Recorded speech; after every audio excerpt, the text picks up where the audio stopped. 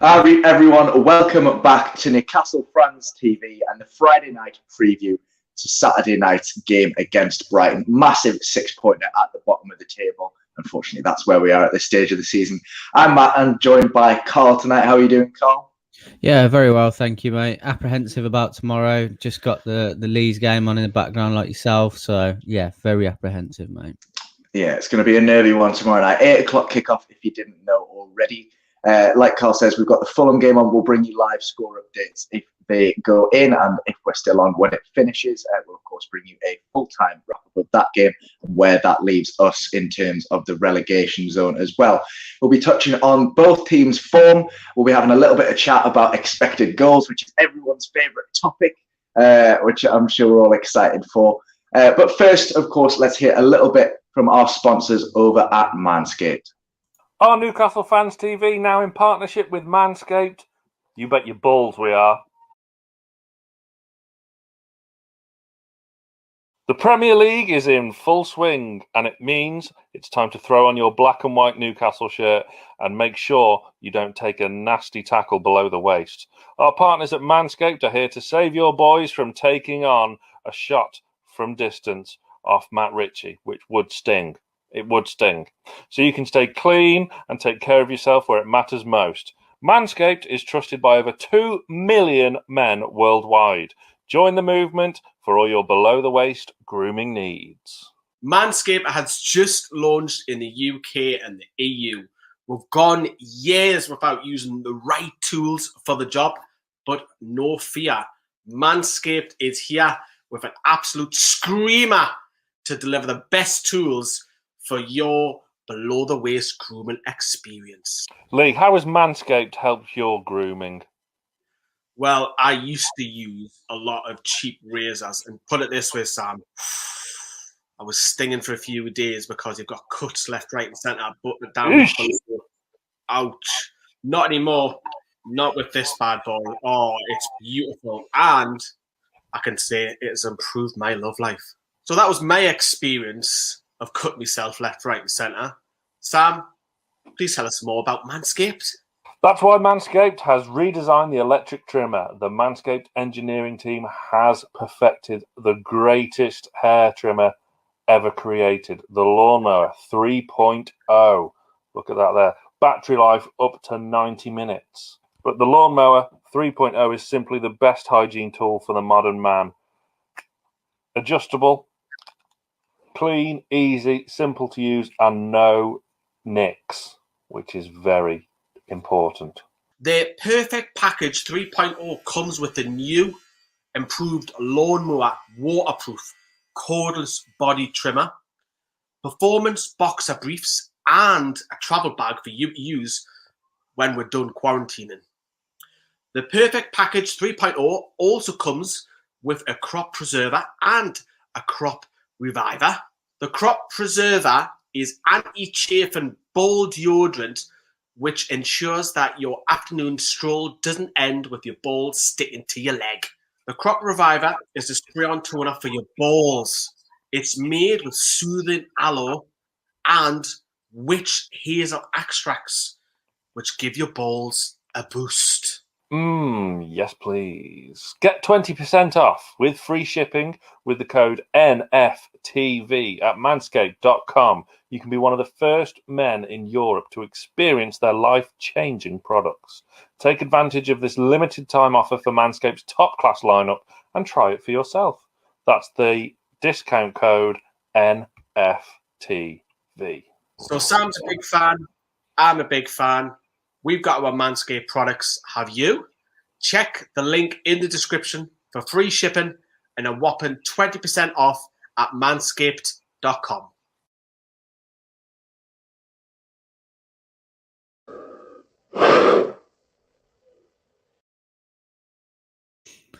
Oh, dear.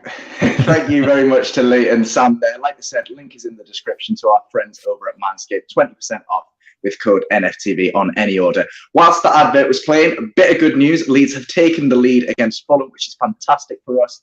Calvin Phillips, Patrick Bamford and Rafinha linking up nicely for a little goal there. Never thought I'd be cheering Leeds on in my lifetime, but that's a fantastic result if it stays that way. Leeds have already had 2 goals disallowed in that game, so it's safe to say they are on top.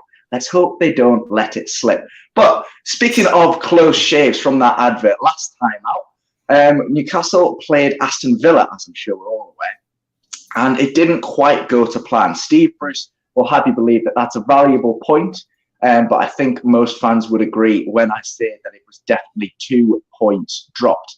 The game finished 1-1, and we arguably should have put the game to bed early on against a weakened Aston Villa side. No Jack Grealish for them. They did have Ollie Watkins up front, who is, of course, dangerous, being called up to the England squad this week.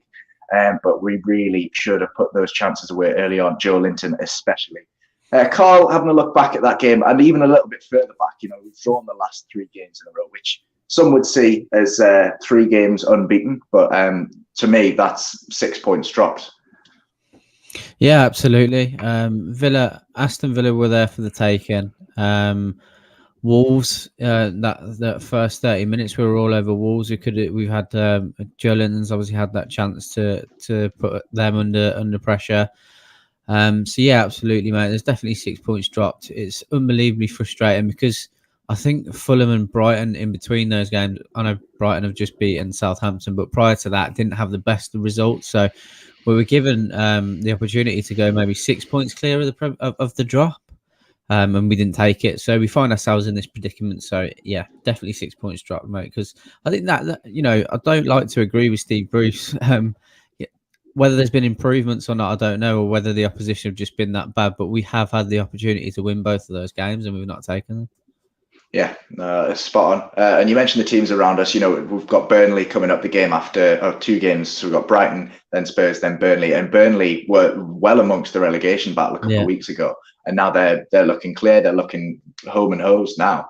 And that's just after a couple of good results. They were solid at the back and they're scoring goals. And that's exactly what we haven't been doing. Exactly, mate. And, arguably, I don't even think it's arguably on paper and even realistically, we got more quality than what Burnley have, in my opinion. I know that we're obviously going to be biased, but we have. We are struggling without Callum Wilson, Maximin and Almiron. But I still think we've got enough to beat the drop, or we shouldn't be anywhere near it, in my opinion. But we all know why that is, and we are where we are, unfortunately.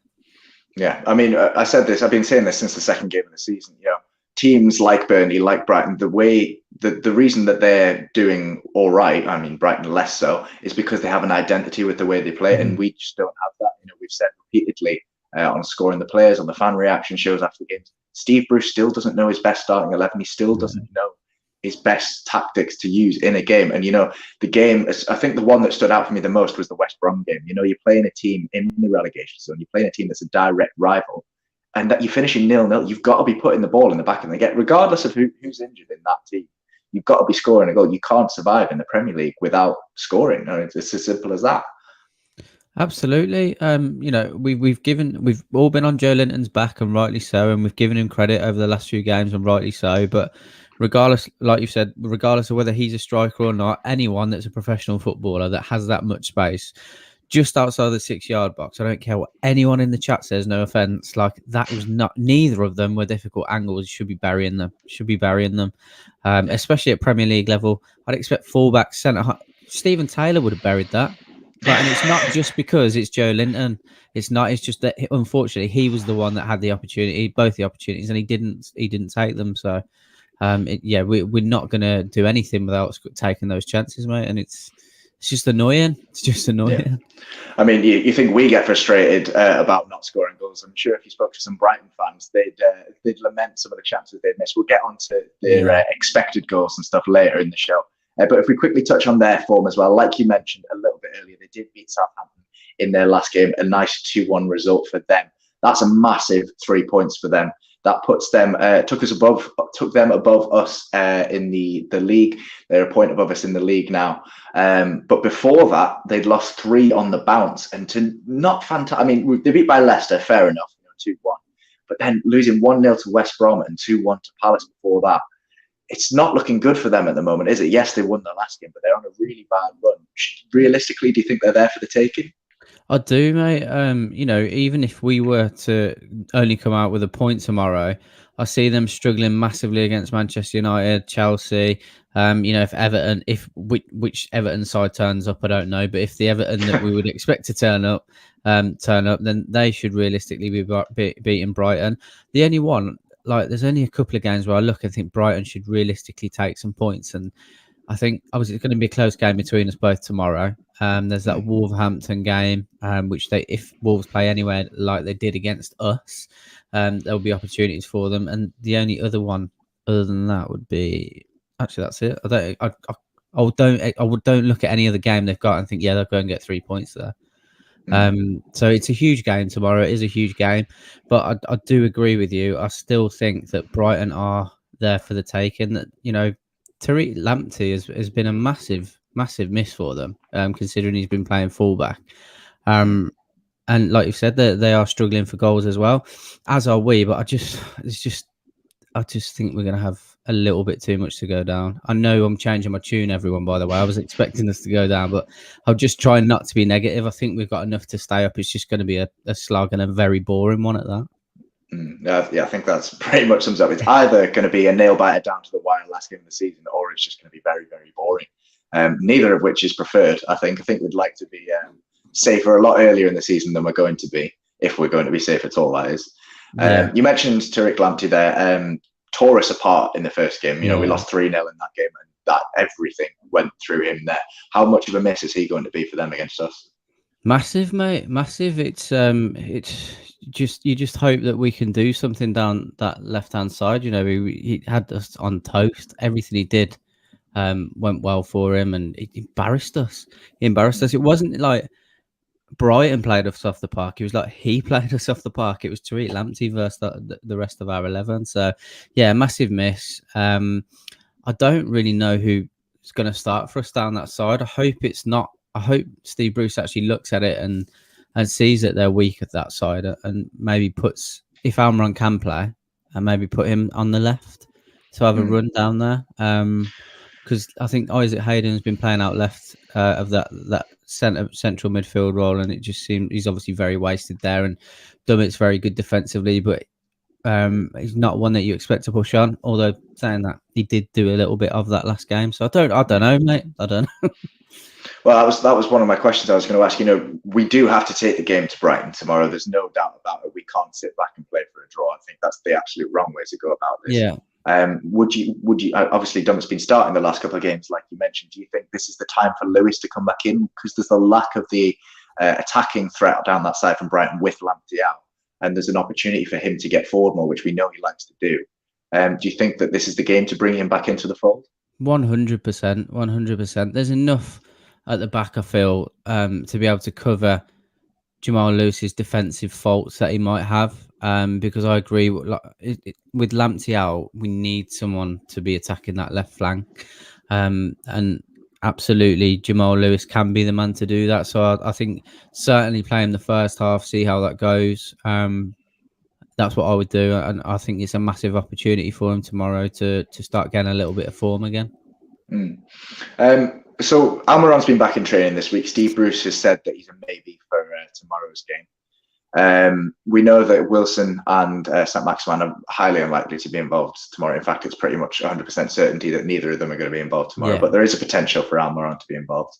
If he's fit enough to start, or even for the bench, who would you pick for that front line? Obviously, we've got Joe Linton in decent form despite him not scoring, and Gale misused on the left wing in the last game. What would your setup be going forwards if we need to get goals in this game? I don't mind the formation. I really don't.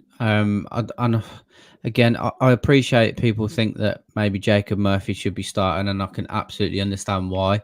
But I don't want to drop Joe Linton. I know it's madness, but I know. I feel like if we're going to get anything out of him, that now's the time to stick with him, as ludicrous as that sounds, because we're in a relegation scrap. Jacob Murphy has started games before after coming off the bench and whipping in a cross and getting us a goal and done nothing. Like I appreciate what people say in terms of him having that crossing ability, which he has, but again, he's not consistent, and we do take him on face value in terms of what he's come on and done in 15 to 20 minutes, not what he can do in 90 minutes. Because if we're realistic, he doesn't do a lot when he starts. He doesn't. There's plenty of games we could pull out where Jacob Murph's had a chance to cement his place in the side, and he's not done that. And I think it would be harsh to drop Joe Linton. So I would start with Joe Linton on the right. I'd like to see, if we're playing Gale, he's got to be played central, and I would drift Miggy out left. To be fair, yeah. So would you? I mean, I think that in that case, the eventuality would be that Fraser drops to the bench. He's been looking all right, but he's been again a bit misused with the formation that we've had. And we know he whips a good ball in, but there's no point of whipping a ball in when there's no one to get on the end of it. You know, Andy Carroll's been coming on for cameos. Absolutely. And Gale, I mean, he gets in the box, but he's never going to win a header. So do you think Fraser drops to the bench if Miggy's fully fit? Yeah, it is a tough one, because you're absolutely right. You know, and I've said it myself, in terms of productivity, crossing wise, he's by far the best that we have. But like you said, if there's no one on the end of it, then that's just it's null and void. It's completely nullified, so it's pointless. If Miggy's fully fit, he's got more energy to be able to create something for myself. Because then if it's not working with Gale, you can drop Miggy in at that false 9 potentially, and then and bring Fraser on from there, or vice versa with Joe Willock as well, and see what happens. I like Fraser, but he's just not fitting into the side at the moment, and that's not completely down to him. It's because we don't have a striker. We don't have a striker at the end of the day. It's got no to play off. No. But again, that would depend on Dwight Gale's performance, because Dwight Gale could be poaching around the box, and that could be perfect for Fraser. But again, we don't know which Dwight Gale's going to turn up. So for a bit of security, I'd prefer to play Almiron personally. Yeah, no, I think I agree. I mean, I love Almiron. I think he's probably our best player besides Wilson and saint-maximin. You know, they're all three of them are pretty essential to this team whenever we get 3 points. We've mentioned the forwards. We know Brighton are a very energetic team. They like to pass the ball around, keep it on the deck, play around the opposition, use their wing backs. With that in mind, we know that Shelby isn't the most energetic person in midfield, and neither's Hendrick. So if we were presumably going to stick to a similar midfield 3 in terms of tactics, who would be your preferred options in that midfield? Obviously, I think Isaac Hayden goes without saying. Yeah, absolutely. But then you've got Hendrick, you've got Willock, you've got Shelby, and potentially even Anderson might be brought in, and you never know. Matty Longstaff or Sean Longstaff could make a wild appearance. I know. You never know with this team. I think in terms of technical ability, for me, it's got to be Joe Willock and John Joe. You know, yes, he's not the most energetic player, and I absolutely appreciate that. And I've had my rants, but I've always been a massive fan of him. I think his passing was pretty poor against Villa as well. But it's a tough one, mate, because he's a luxury player in terms of what he can offer to the side, and it's whether we can really afford that right now. But then I'm just like, who do we replace him with? Is it too late to start giving Elliot Anderson minutes? I don't know. In this sort of relegation, but obviously he's going to love playing for the shirt, so that will help massively. And Matty and Sean Longstaff have not got the match fitness, unfortunately. So whatever the issue has been there, I don't know. Are they the ones that have leaked all of the stuff?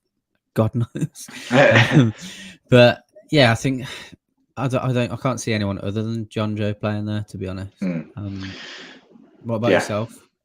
I mean, if I'm dreaming, I'm having Hayden in front of the back 4 with Willock and Anderson for creativity. Personally, John Joe, he does provide a lot in terms of creativity. He can have that bit of magic that unlocks a defense, but it's been so long since we've seen that that I'm beginning to doubt whether it's worth his lack of energy in the side. There's been so often where I'm watching the game, and it's specifically when he does this one thing where either we lose the ball or the opposition just has the ball in midfield, and he squats, like he bends forward with the upper half of his body, doesn't move. He just watches the ball and then like stumbles into a run. And it really irritates me because he's not moving. He's not. With Premier League football, you can't stand still. On or off the ball, you cannot stand still. And he's far too static for me sometimes, especially when we're out of possession. And I think the energy, Joe Willock's fantastic. He has to stop for me. I think he's been one of the standout performers since he signed. His ability to get us 20, 30 yards up the pitch with the ball at his feet is fantastic. And especially alongside Almiron, who's a willing runner. I think he could really shine in this game against Brighton. And I just love to see Anderson get some more minutes. Yeah, you know, the time that the few minutes he's got, the chances that he's got, he looked okay. He didn't look, you know, world beating. I'll give him that, but he looked solid enough. And yes, it's a 6-pointer tomorrow. Yes, it's a crunch game, but I don't think we can rely on anyone in that midfield except Hayden.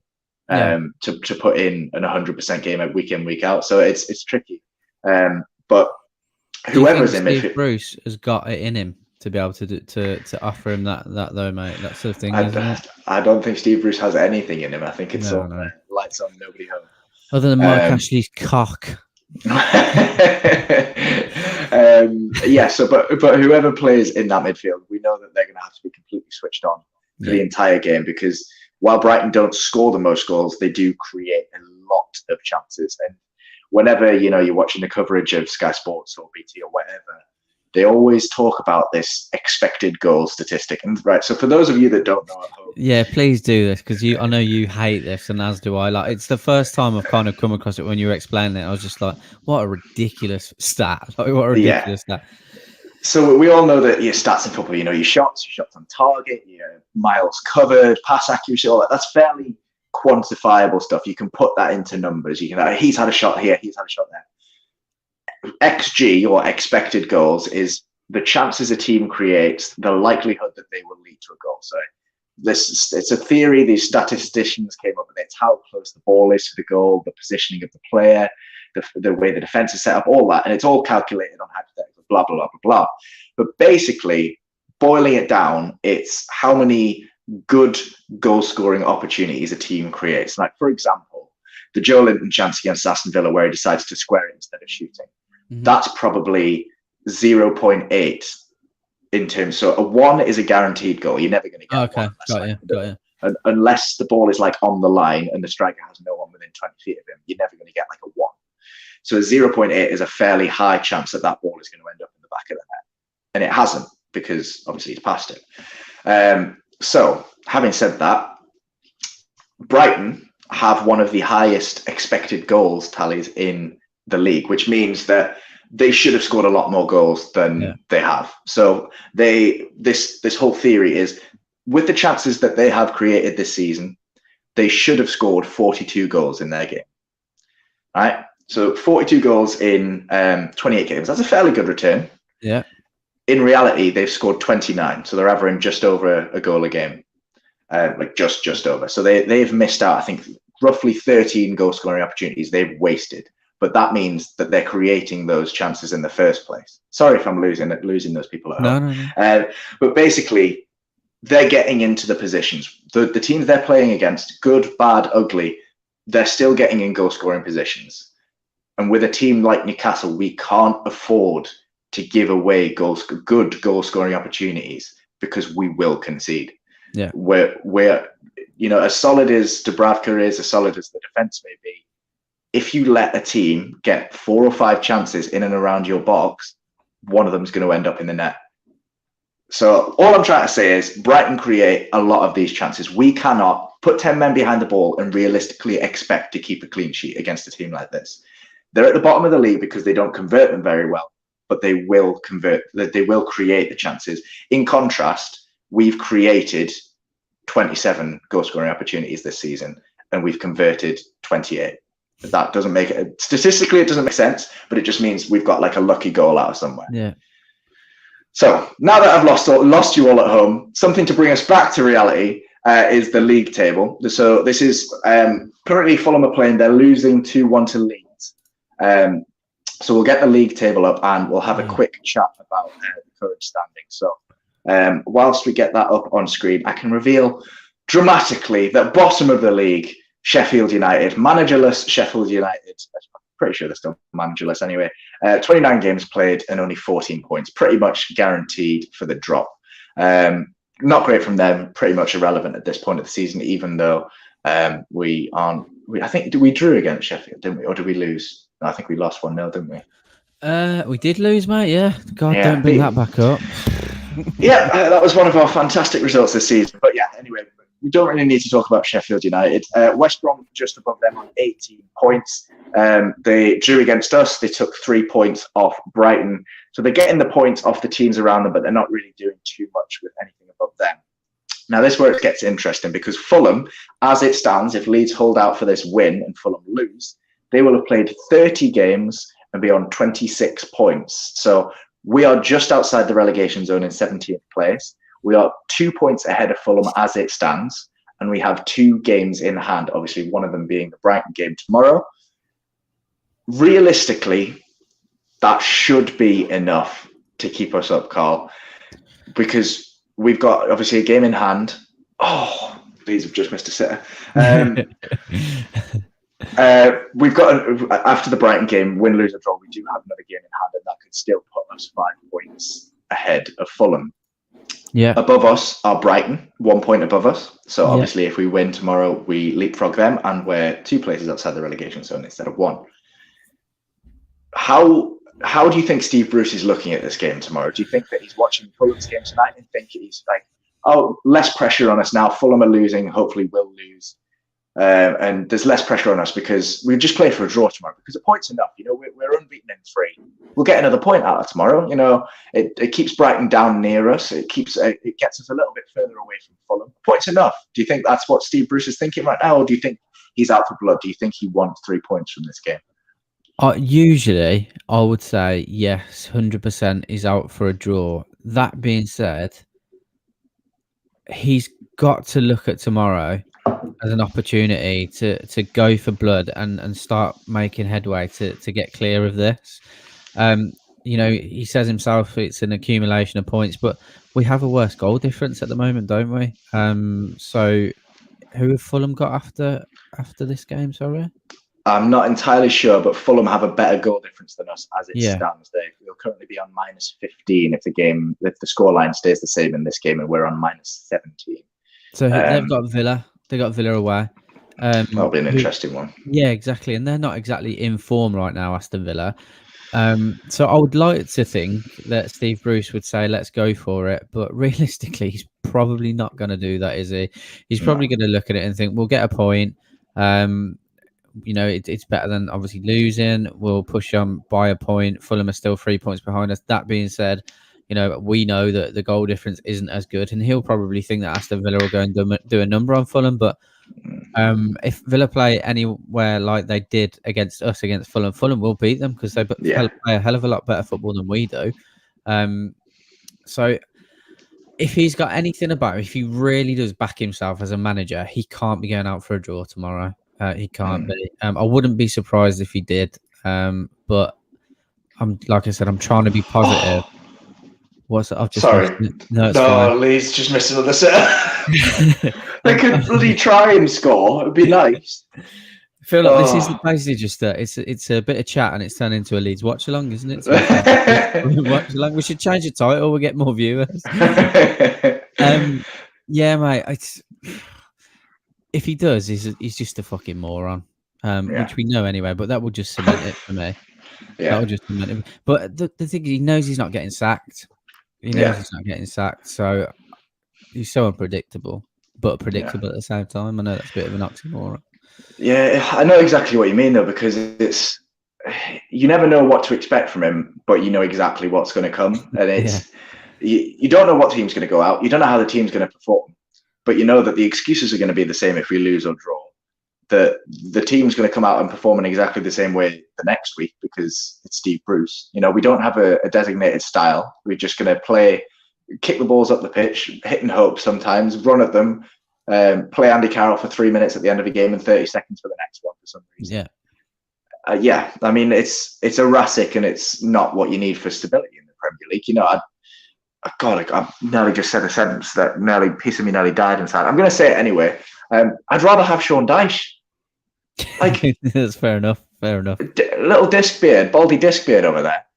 He's got Burnley promoted on a shoestring budget and kept them up. I mean, weren't they in the Europa League a couple of seasons ago? They were. Like, in the qualifying. Like, Burnley have never had world-beating talent. You know, Dwight McNeil's a decent little player for them this season, but all they are is a solid team that has an identity and pulls off good results when they can, because they stick to the way they play. And we just don't have that. You know, we did under Rafa. You know, some people said it was boring football, but we won games. We beat Man City under Rafa. Not a lot of teams have beat Man City in the past few years. Absolutely, man. We know the difference was that every player knew their individual role. Like and we're well drilled in every situation that could be posed to them. That's what the difference was. You know, people turn around like it just infuriates me when pundits are like, "Oh, well, the football was that similar under Rafa." Yeah, but we knew what we were doing if things were going tits up. We knew how to react. We don't under Steve Bruce. We don't. That's just how it is. It's fucking frustrating. Yeah, but like, I don't. Every fibre of my being is saying to be negative about him because he's a clown. But I'm just like, if you've got anything about you and you want this club to stay up, you have to be going for a win tomorrow. You have to be. I mean, listen, I don't know what that says. I mean, I hesitate from using the term 6-pointer because, you know, no such thing. But yeah, if Brighton beat us tomorrow, then they go 4 points ahead of us. Yeah. And then we are well and truly in a relegation scrap because Brighton are clear. Realistically, we're not catching them with the games we've got coming up, which we'll touch on before the end of the show. And then it's us and Fulham. It's between us and Fulham who stays up, really, because West Brom aren't realistically going to catch up. And you have to go for the win because a point is all right. You know, I wouldn't be miserable with a point, but I would be miserable if we went there to play for a point. And I know that sounds daft. No, I agree. Like, do you think he's got the guile to actually play for a point tomorrow and think we need to keep Brighton close, so it's between the three of us rather than just us and Fulham, and then we'll try and get a result against Sheffield United and Fulham last game of the season? Surely he's not going to take that much of a gamble. So that's what worries me. That I wouldn't put that past him, though. Yeah, no, I completely agree because you can see him doing that because it's a negative mentality that has spread from himself into the rest of the team. You know, you've got players that were playing with full of confidence. I hate going back to Rafa, but full of confidence under Rafa. You know, like Sean Longstaff, he was fantastic. He's been linked with a £50 million move to Man United. Like, he was absolutely incredible. And then Steve Bruce has come in, and the negativity is it's a disease in the club, and it affects players' mentality. It affects the way they play. It affects morale. You know, training ground bust-ups left, right, and centre. Things getting leaked to the press. It's a mess, and it all stems from him. I mean, it stems from Mike Ashley, but predominantly right now. If we've said this on the last few fan reactions, and I'm sure a lot of people at home agree, if there were fans in the stadium, he would have been sacked a long time ago. Yeah, and that's the cut and dry. That's just the truth of the situation. But because there's no one to get on his back, he bans press from his press conferences. He backlashes against social media criticism, saying that we're media managers. We don't know what we're talking about. And he can get away with that because there's no one there to give him stick in person. And the higher ups in the club, they see this. They see, you know, we're not in a relegation zone. We are in a fight, but we're not in the relegation zone. If we go down, they can maybe sell the club. Steve Bruce is just a puppet. You know, he'll do what they want him to. You say jump, he'll say how high. I don't know. It's just a complete backwards mentality, and we're going in the wrong direction, and we're going to end up like Sunderland. And it kills me inside because it's a club dying, and it starts slowly, and it gets under the skin, and once it's there, it grows a root, and it just doesn't go away. And we're just slipping that way. And if we lose tomorrow, we're absolutely going down because Fulham are a much better team. Oh, 100%, mate. 100%. Just in the chat, guys, if Miggy's fit, who would you guys start? What formation would you start? Let us know in the chat. I'm so worried. Like, I was looking forward to tomorrow, sadistically. I don't know why. Some reason I like to put myself through pain now. But I've been doing it every week. I've been trying to be positive and getting up for the game, and then 10 minutes in, you're like, for fuck's sake, here we go. Yeah.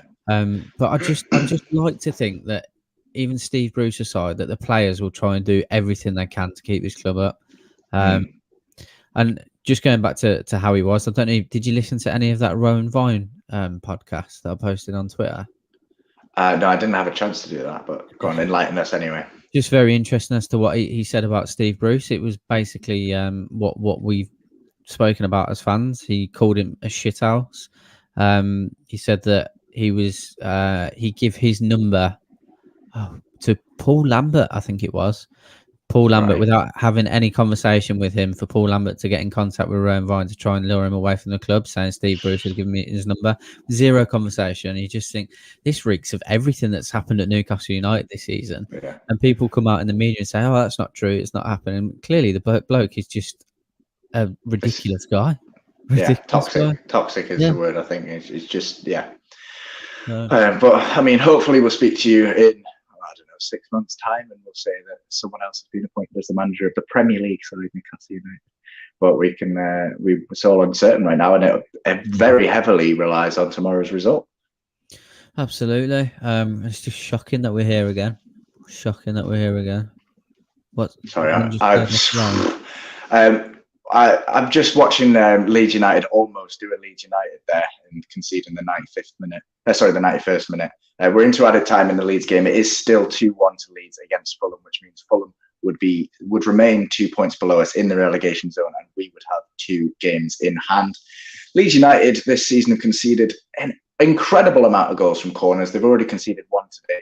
Anderson scoring from a set piece, and Mitrovic almost putting us in the misery there, almost getting an equaliser for them. But Leeds getting away with the skin of their teeth there. But we're not here to talk about Leeds, although we will bring you the full-time score in approximately 4 minutes. We talk about this being a 6-pointer. We talk about this being a must-win game for us, because the games after Saturday do not get any easier. We've got Spurs at home, followed by Burnley away, then West Ham, who are flying, then Liverpool, and I don't even want to think about the games that Liverpool game triggers, the run of games that we've got after that. We play, I think it's Arsenal, City, at some point, Leicester. There we go. We can see it on screen now. So, like I say, we've got Spurs, Burnley, and West Ham as the next 3. But after that, it's a nightmare. I cannot see us getting a single point from the next run of games out of that until potentially that Sheffield United game, which is the second to last game of the season. And even that, I know, again, they've been piss poor, but we didn't do anything against them the first time around. And I just think that if we're still in it and we get nothing out of that game, we are fucked. Yeah. We are fucked.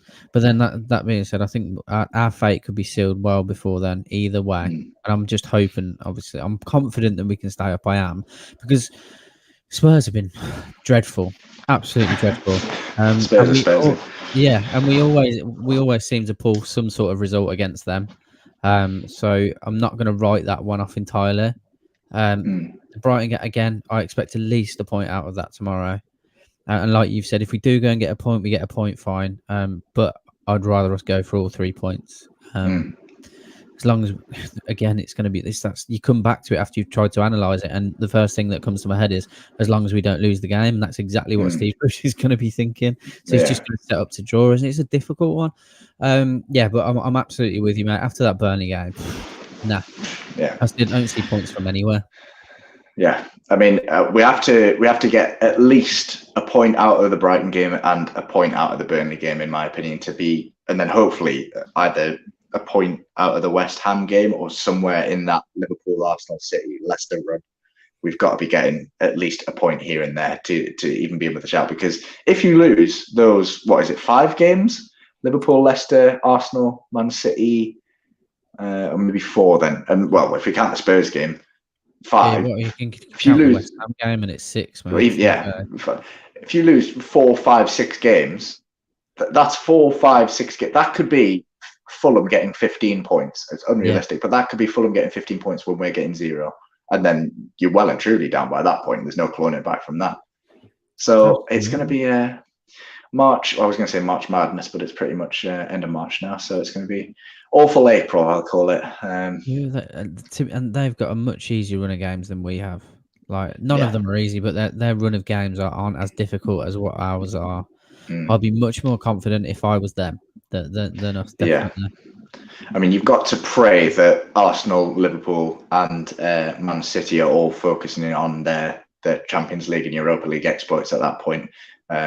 Ideally, resting players and giving us an easier run, but I cannot see that happening. It's not looking good. Who have Brighton got then?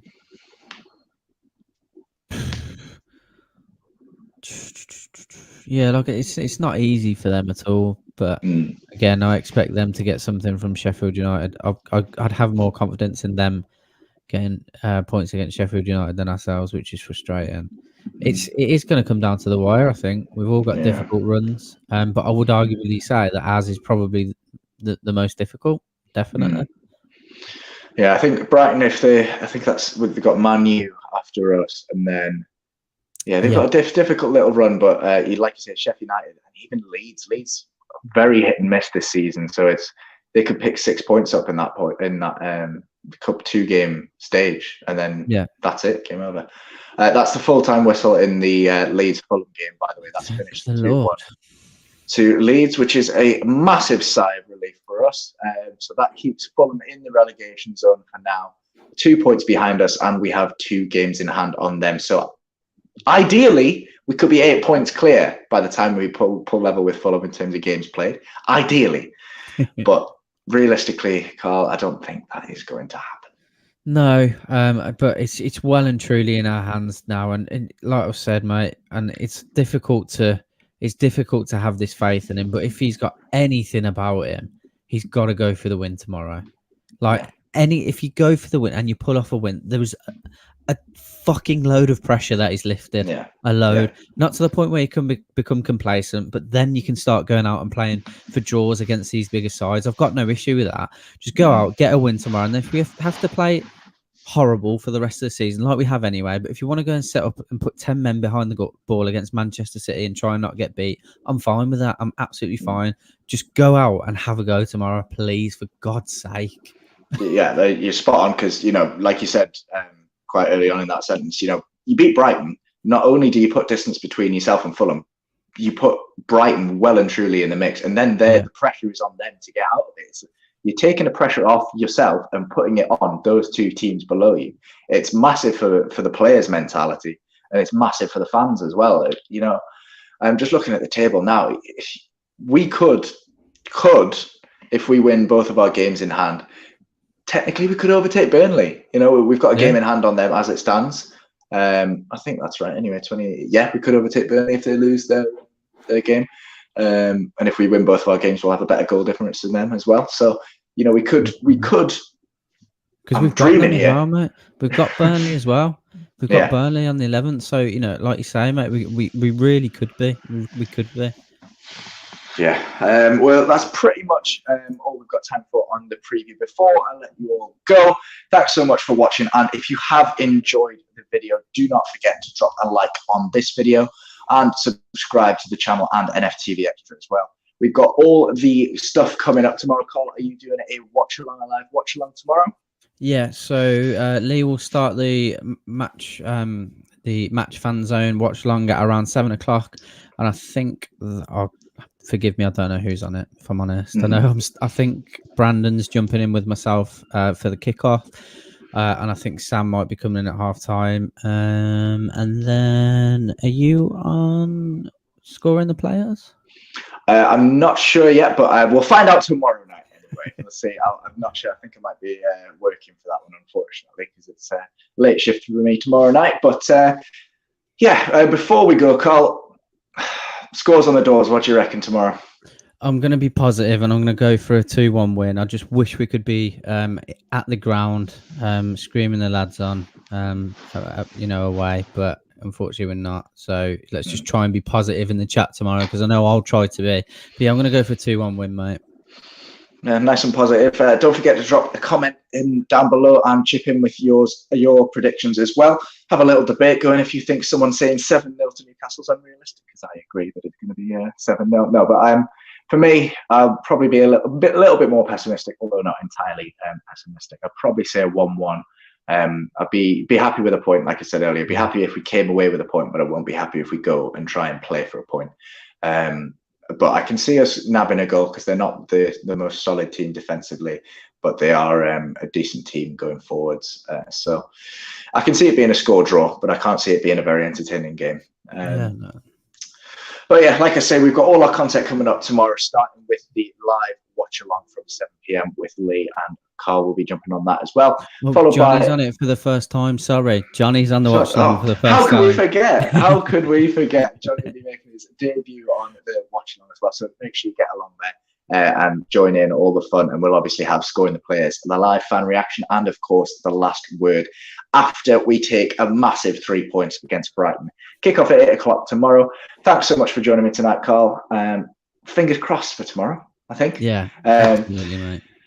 But thanks everyone for watching. Like I say, don't forget to drop a like on the video. We're trying to hit 50 likes on that if possible, and subscribe to the channel and FTV Extra if you haven't already. And well, hopefully massive 3 points tomorrow. But until then, I'll catch you in the next one.